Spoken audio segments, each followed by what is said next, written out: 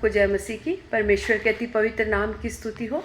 मैं खुदा का धन्यवाद करती हूँ। परमेश्वर ने फिर से एक बार मेरे जीवन में एक सुंदर अवसर दिया कि मैं आपके सन्मुख आ पाई। मैं खुदा का धन्यवाद करती हूँ कि ये मेरी योग्यता से नहीं परंतु मेरे परमेश्वर की दया और उसकी करुणा से हुआ है। मैं धन्यवाद करती हूँ और मैं आशा करती हूँ आप लोग सब प्रभु में आनंदित और सुरक्षित होंगे। मैं खुदा का धन्यवाद करती हूँ। आइए हम लोग प्रार्थना में चलें और हम उस सर्वशक्तिमान खुदा के आगे प्रार्थना करें, क्योंकि प्रार्थना के योग्य, हमारी स्तुतियों के योग्य, हमारी आराधना का योग्य केवल एकमात्र परमेश्वर यीशु मसीह है। उसके अलावा कोई परमेश्वर इस संसार में नहीं। आइए हम सरों को झुकाएं और प्रार्थना में चलें। सभी लोग आंखों को बंद करें और जो भी मन में आपके जो भी प्रार्थना विषय है आप परमेश्वर के सन्मुख कहें। प्रार्थना सुनने वाला परमेश्वर है। हमारा परमेश्वर पत्थर नहीं, हमारा परमेश्वर पेड़ पौधे नहीं, हमारा परमेश्वर सूरज चांद सितारे नहीं, हमारा परमेश्वर सृष्टिकर्ता परमेश्वर है, जिसने आपको और मुझे बनाया। हमारे अंदर जो ये सांस चल रही है वो उस जीवित खुदा की दी हुई है। हम उसे धन्यवाद करें, उसकी स्तुति करें, उसकी महिमा करें। निरंतर उसकी स्तुति हमारे मुख से होती रहे। हम प्रतिदिन उसे धन्यवाद बलि चढ़ाएं। जब हम परमेश्वर को धन्यवाद बलि चढ़ाने वाले हो जाते हैं, बिना किसी शिकायत के, बिना किसी शिकवे के, तू चंगा कर या ना कर, तू कुछ दे या ना दे, तू जैसा भी रख, तू मेरा परमेश्वर है। जब हम लोग किसी चीज़ को मांगने के लिए नहीं परंतु उस पिता को पाने के लिए प्रार्थना करते हैं, जो उसके धर्म राज्य की खोज करता है, संसार की जो भी वस्तुएं हैं, क्योंकि स्वर्गीय पिता जानता है कि हमें क्या ज़रूरत है, वो हर एक ज़रूरत की वस्तुएं हमें मुहैया कराता है। हमारे साथ साथ रहने वाला परमेश्वर है। वो जानता है, जब हम माता पिता होकर जानते हैं कि हमारे बच्चे को किस समय पर क्या चाहिए, तो हमारा स्वर्ग का परमेश्वर भी जानता है कि आपको और मुझे किस समय पर किस चीज़ की आवश्यकता है। आइए हम अपने प्रार्थना विषय धन्यवाद बलि के साथ उसके सन्मुख लेकर आएं। हालेलुया। धन्यवाद यीशु प्रभु, धन्यवाद सामर्थी पिता परमेश्वर। हालेलुया। राजाओं के राजा, प्रभुओं के प्रभु यीशु नासरी, हम आपका धन्यवाद करते हैं। सेनाओं के महान यहोवा परमेश्वर, हम आपका धन्यवाद करते हैं। ऐ मेरे मन यहोवा को धन्य कह और जो कुछ मुझ में है उसके पवित्र नाम को धन्य कह। ऐ मेरे मन यहोवा को धन्य कह, उसके किसी उपकार भलाई को ना भूलना। हम धन्यवाद करते हैं खुदा, तेरे भलाइयों को लिए, तेरे उपकारों के लिए, तेरी दया के लिए हम आपका धन्यवाद करते हैं।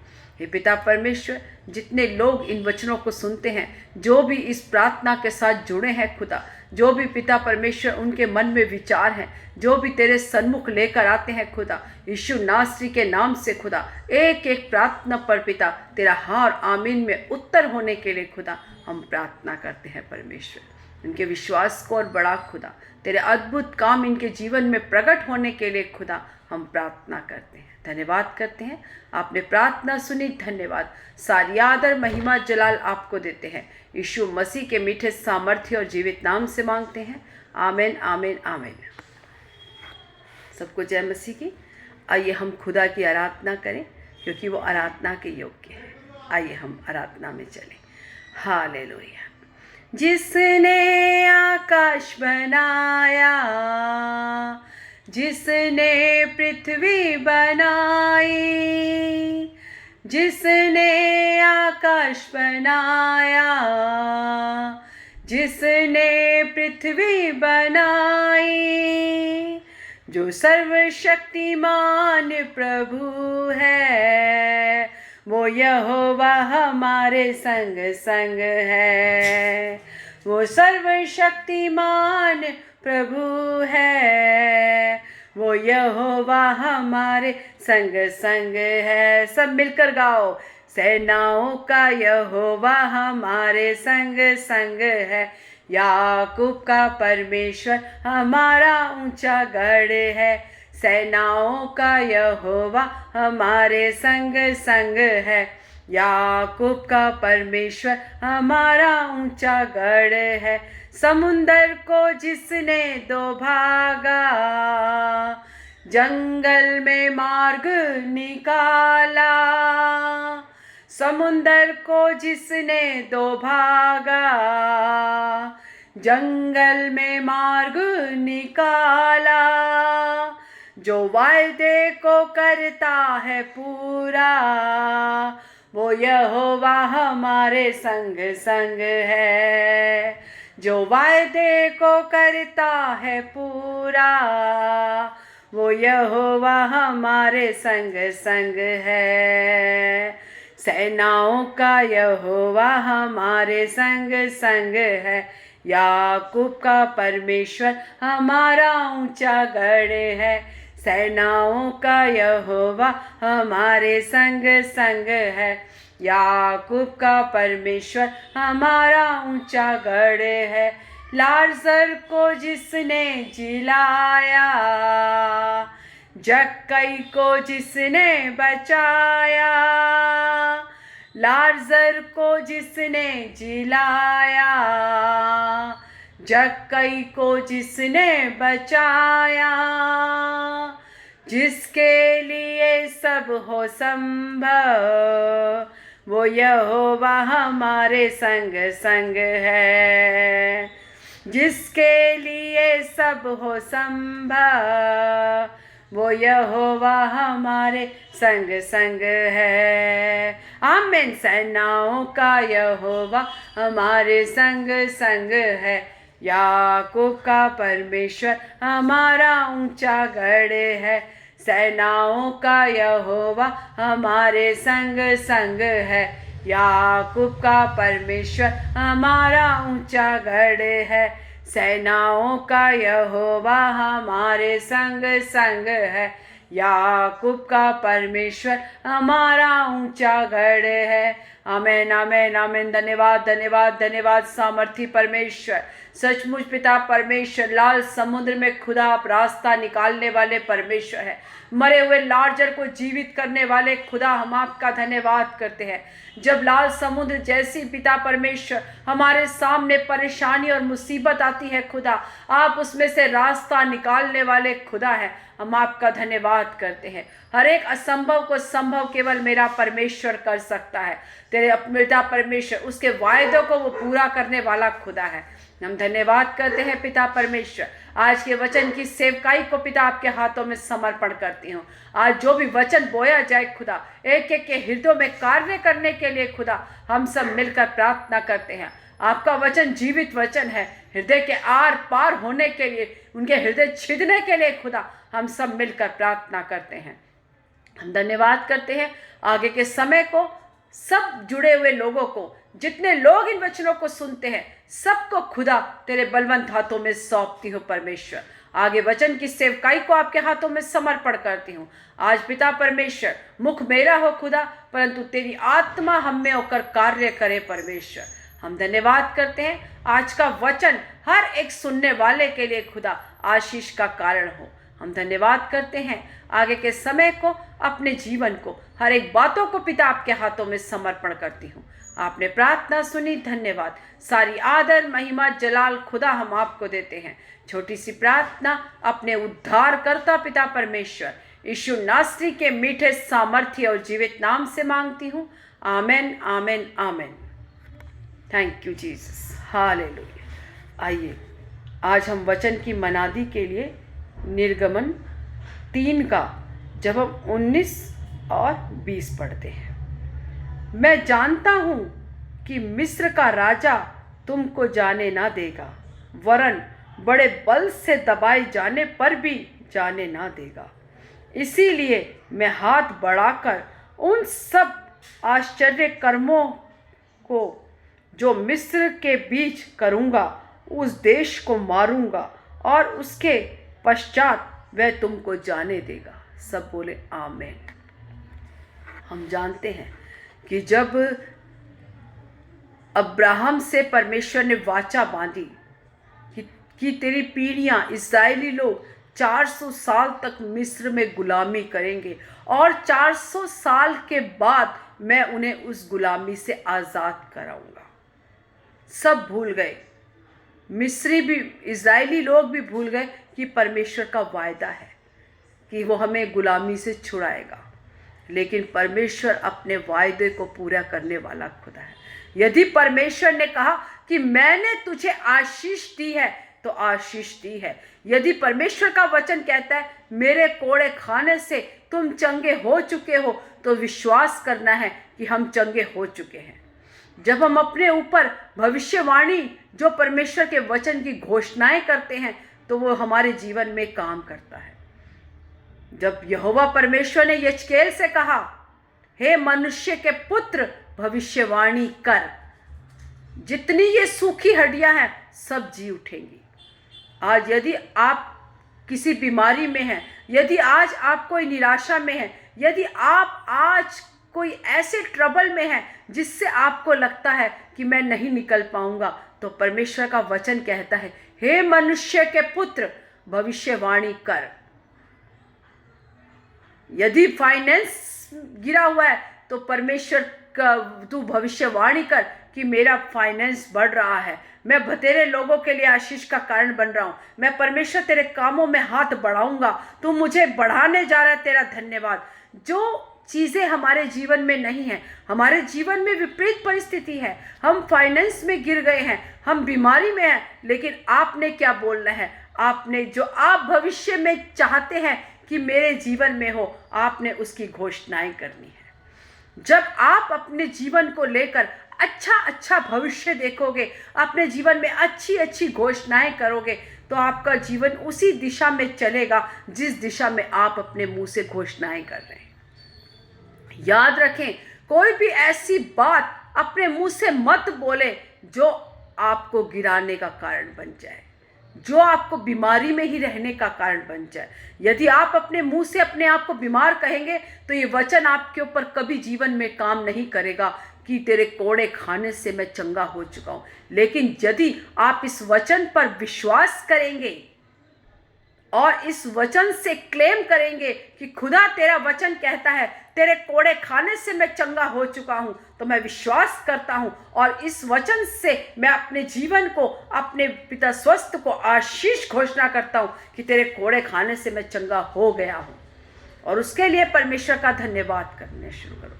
यदि आप फाइनेंस में गिरे हुए हैं, यदि आपका फाइनेंस कमज़ोर है, तो आप व्यवस्था विवरण 28 का 8 बोले कि परमेश्वर तेरा वचन कहता है तेरे खत्तों पर और जितने कामों में तू हाथ लगाएगा, यहोवा तेरे हर एक काम में आशीष देगा। खुदा तूने मुझे आशीष का अधिकारी बनाया, खुदा तूने मुझे कहा है, तेरा वचन कहता है, क्योंकि परमेश्वर अपने वचन से नहीं फिर सकता। उसने कहा है आकाश पृथ्वी टल जाएंगे परंतु मेरे मुख से निकला हुआ वचन नहीं टलने का।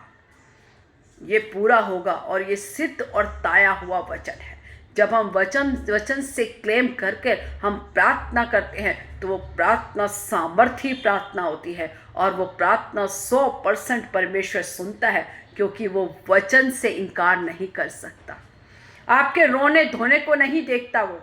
आप गिड़गिड़ाओ, हे प्रभु मैं बीमार हूँ, क्या करूँ, क्योंकि क्या करूँ, लेकिन आपने वचन जो परमेश्वर ने आपको अधिकार दिया है, उस अधिकार को इस्तेमाल करना है। उसने सारे सांपों और बिच्छुओं को रौंदने की सामर्थ आपको और मुझे दे दी है। अब हमें उस सामर्थ को इस्तेमाल करना है। उसने मूसा से कहा कि मैं तुझे भेजता हूं मिस्र में। उसने इस्राएली लोगों को छुड़ाने के लिए अपने वायदे को याद रखा और उसके लिए उसने मूसा को तैयार करा। मूसा ने कहा मैं मुंह का भद्दा हूं, तब परमेश्वर ने उसके साथ हारून को तैयार किया कि जो तू कहेगा वो ये तेरा मुंह बनेगा और ये तेरी बातें बोलेगा। यहोवा ने, परमेश्वर ने मूसा से कहा जब तू मिस्र में जाएगा और मेरी बातें बोलेगा तो मैं उसके मन को कठोर कर दूंगा। मैं उसके मन को कितना कठोर करूंगा कि वो तेरी बातों को नहीं सुनेगा, क्योंकि मैं ऐसे अद्भुत काम मिस्र में दिखाऊंगा ताकि मेरी प्रजा जान जाए कि मैं ही उनका छुड़ाने वाला खुदा हूं। तब जब उसका मन कठोर होगा तब मैं अपने आश्चर्य कर्मों को उस स्थान पर दिखाऊंगा, मिस्र में दिखाऊंगा, और तब वो तुझे जाने देगा। कई कई बार हमारे जीवन में दुख मुसीबत आती है, तकलीफ़ें आती हैं, क्योंकि परमेश्वर अपनी महिमा हमारे जीवन से प्रकट करना चाहता है, अपने आश्चर्य कर्मों कामों को हमारे जीवन से प्रकट करना चाहता है, ताकि हम एक जीवित गवाही बनकर अड़ोस पड़ोस के लिए, अपनी कलीसिया के लिए, अपने कुटुंब परिवार के लिए एक बड़े सामर्थ्य से खड़े हो सकें, ताकि हम जब बीमारी में हों, हम जब ऐसी गिरावट में हों, तो परमेश्वर का कार्य हमारे जीवन में प्रकट हो, और ऐसा कार्य प्रकट हो जिसको देखकर लोग कह सके कि ये तो केवल जीवित परमेश्वर का ही कार्य है। यदि इसके साथ परमेश्वर ना हो तो ये काम नहीं हो सकते। इसीलिए यदि आपके और मेरे जीवन में दुख तकलीफ आते हैं, संकट आते हैं, तो परमेश्वर का धन्यवाद करो, क्योंकि परमेश्वर की एक बड़ी योजना आपके और मेरे जीवन से है। वो हमारे द्वारा अपनी महिमा इस संसार में प्रकट करना चाहता है। उसने आपको और मुझे इस्तेमाल कर रहा है, उसके लिए खुदा का धन्यवाद करो और उसके वचन से क्लेम करो। जब हम वचन से क्लेम करते हैं, निराशा में नहीं जाते। शैतान चाहता है आप हमेशा निराश रहें, आप हमेशा बीमारी में रहें, आप हमेशा डिप्रेशन में रहें, आप परमेश्वर के वचन को ना समझ सके। आपकी बुद्धि को वो बंद कर देता है ताकि परमेश्वर का वचन को ना आप समझ सकें, क्योंकि जब हम वचन से क्लेम करते हैं तो वो भी जानता है कि वो परमेश्वर उसको पूरा करता है, और उसकी योजना कैंसल होकर उस जगह पर परमेश्वर की एक बड़ी योजना और सामर्थ आपके और मेरे जीवन में पूरा होता है जब हम वचन से क्लेम करना शुरू हो जाते हैं। लेकिन वो क्लेम तब करेंगे जब हम परमेश्वर के वचन को जान पाएंगे, जब हम उसकी मनन करेंगे, क्योंकि इसमें हर एक मुसीबत से, हर एक परेशानी से निकलने का परमेश्वर का वचन हमें देता है। परमेश्वर का वचन हर एक बीमारी से निकलने के लिए, हर एक डिप्रेशन से निकलने के लिए। यदि आपका बच्चा नशे में है, परमेश्वर का वचन कहता है धर्मी का वंश पृथ्वी पर पराक्रमी होगा, सीधे लोगों की संतानें आशीष पाएंगे। खुदा तूने कहा मेरा वंश पृथ्वी पर पराक्रमी होगा। धर्मी का वंश खजूर की नाई फूलेगा और फलेगा। आप वचनों से क्लेम करें, वचन से अपने बच्चों को, अपने परिवार को आशीष की घोषणा करें। जब हम वचन को लेकर, जब हम वचन से घोषणा करेंगे तो परमेश्वर का अद्भुत सामर्थी काम आपके और मेरे जीवन में प्रकट होगा। उसने फ़िरौन को जानबूझकर उसके मन को कठोर किया। परमेश्वर है, सर्वशक्तिमान है, वो क्या नहीं कर सकता? क्या वो एक मनुष्य के मन को पिघला नहीं सकता? जो लाल समुद्र को जिसने 2 भाग कर दिए, जिसने 4 दिन मरे हुए लाजर को जीवित करा, जब उसने विधवा के बेटे की अर्थी निकल रही थी, तब उसने उस पर हाथ रखकर उठने के लिए कहा। उसने कई जगह मुर्दों को जीवित किया। जब वो मुर्दों को जीवित करने वाला परमेश्वर है, तो किसी के मन को पिघलाना और उसे नम्र और दीन करना क्या परमेश्वर के लिए मुश्किल है?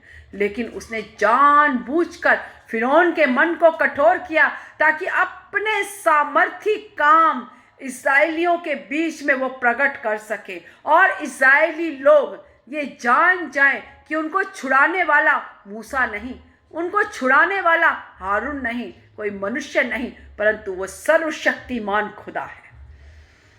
उनका भरोसा किसी मनुष्य पर ना रहे, परंतु परमेश्वर पर रहे। इसीलिए परमेश्वर आपसे और मेरे जीवन से भी चाहता है कि हम किसी मनुष्य पर भरोसा ना करें। यदि वो मेरा पिता है तो वह आपका भी पिता है। यदि वो मेरी सुनेगा तो आपकी भी सुनेगा, क्योंकि हम सब उसकी संतान हैं। वो पक्षपात नहीं करता, उसके लिए सब एक बराबर है। इसीलिए आप कहें कि नहीं, आप किसी को कहें आप प्रार्थना करें, क्योंकि परमेश्वर ने आपको भी अधिकार दिया है। हर एक परमेश्वर के योजना के अनुसार है, अंदर में है। यदि परमेश्वर ने आपको बुलाया है तो वो कोई योजना के अनुसार बुलाया, आपको व्यर्थ नहीं बुलाया कि आप आए, बपतिस्मा लें और अपने घर में बैठ जाए। परमेश्वर ने एक भी जन को ऐसा नहीं चुना। परमेश्वर ने सबको कहा है कि तुम मेरे याजक हो, तुम राजाओं के राजा हो। हम सब राजा हैं, हम उसकी संतान हैं। उसने केवल एक पर्सन को अधिकार नहीं दिया, उसने सबको अधिकार दिया है। लेकिन हमें अधिकार को कैसे इस्तेमाल करना है वो केवल परमेश्वर का, जब हम वचन पढ़ेंगे, जब हम उसके वचन की मनादी करेंगे, जब हम उसके सन्मुख जाएंगे, उसके करीब जाएंगे और परमेश्वर से बुद्धि ज्ञान समझ मांगेंगे कि खुदा तू मेरे जीवन में काम कर, तू मुझे लेकर चला। जब परमेश्वर आपको लेकर चलाएगा तो वह अद्भुत तरीके से चलाएगा, क्योंकि जब खुदा ने मिस्र में से इस्राएलियों को 400 साल की गुलामी के बाद लेकर चलाया तो वो अद्भुत रीति से चलाया। इसीलिए इस्राएलियों की तरह कुड़कुड़ाओ बुड़बुड़ाओ नहीं, लेकिन हर एक बात में परमेश्वर का धन्यवाद करो, ताकि जो योजना परमेश्वर ने आपके और मेरे जीवन से सोची है, जिसके लिए उसने बुलाया है, जो योजना आपके और मेरे ऊपर है, वो परमेश्वर उस योजना को पूरी कर सके। ना कि आपके और मेरे कुड़कुड़ाने और बुड़बुड़ाने की वजह से हम नाश हो जाए, हम परमेश्वर की योजना में सफल ना रहें, परमेश्वर का जो भी हमारे जीवन में प्लान है वो विफल हो जाए। परंतु परमेश्वर का धन्यवाद करो, हे खुदा मैं तेरे लिए काम करना चाहता हूँ, हे खुदा तू मुझे फाइनेंस में मजबूत कर, मैं तेरे लोगों के लिए मदद करना चाहता हूँ, हे खुदा तू मुझे ये वरदान दे, मैं इस वरदान के द्वारा लोगों की सेवा करना चाहता हूँ। जब आप प्रभु के भवन का सेवक बन जाएंगे, जब परमेश्वर के भवन की सेवा करेंगे तो परमेश्वर आपको आनंद से भरेगा। लेकिन पहले हमें नम्र और दीन होना है, उसके स्वर्ग राज्य की खोज करनी है। जब हम उसके खोजी बन जाते हैं, किसी वस्तुओं के नहीं, आशीषों के नहीं, केवल चंगाई और हीलिंग के नहीं, मसा के लिए नहीं, अभिषेक के लिए नहीं, दानों वरदानों के लिए नहीं, केवल परमेश्वर के खोजी बन जाते हैं। फिर परमेश्वर का जो वचन है भजन संहिता 34 में, जवान सिंहों को तो घटी होती है परंतु वो भूखे भी रह जाते हैं, परंतु यहोवा के खोजियों को कभी किसी भली वस्तु की घटी ना होती। किसको? खोजियों को। जो खोजता है वो पाता है, जो मांगता है उसको मिलता है, जो खटखटाता है उसके लिए खोला जाता है, और जो ढूंढता है वो पाता है। जब हम उसके खोजी बन जाएंगे, जब हम उसको पाने वाले बन जाएंगे, संसार की चीज़ों के लिए नहीं, परंतु जब हम परमेश्वर को अपना जीवन दे देंगे, समर्पण कर देंगे और हर एक बातों में परमेश्वर का धन्यवाद करेंगे, चाहे आपके लिए कितना भी ज़रूरी काम हो, आपके किसी रिश्तेदार की शादी हो, आपका कितना भी ऐसा काम हो और वो संडे को पड़ रहा हो, तब उसको आप दूसरा स्थान देंगे, पहले परमेश्वर के भवन जाएंगे।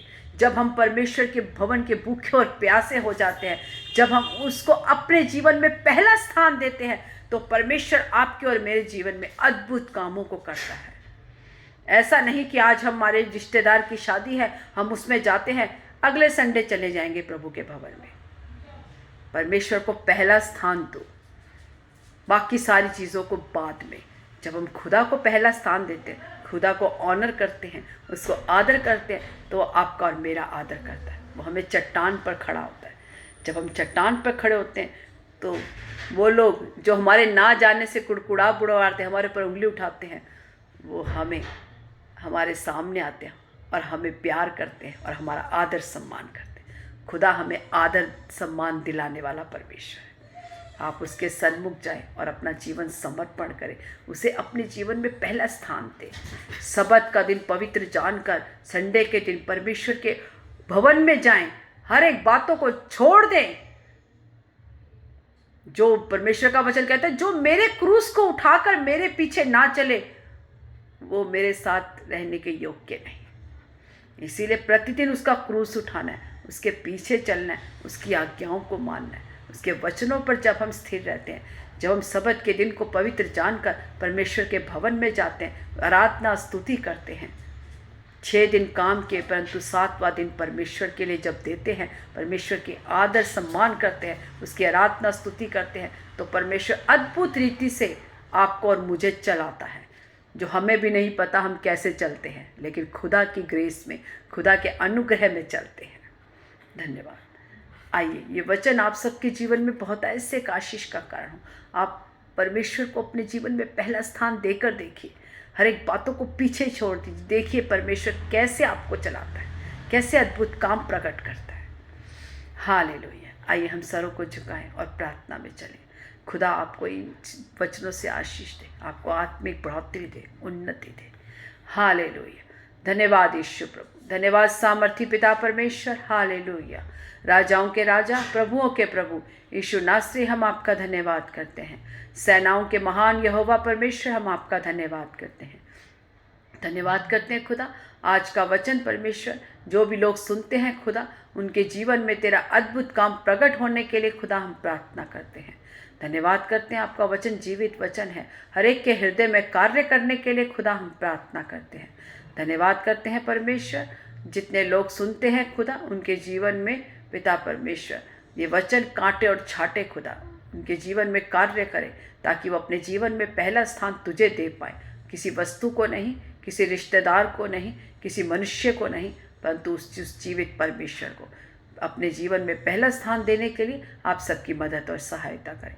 धन्यवाद करते हैं, आगे के समय को, अपने जीवन को, हर एक बातों को पिता आपके हाथों में सौंपते हैं। आपने प्रार्थना सुनी, धन्यवाद। सारी आदर महिमा जलाल हम आपको देते हैं, यीशु मसीह के मीठे सामर्थ्य और जीवित नाम से मांगते हैं।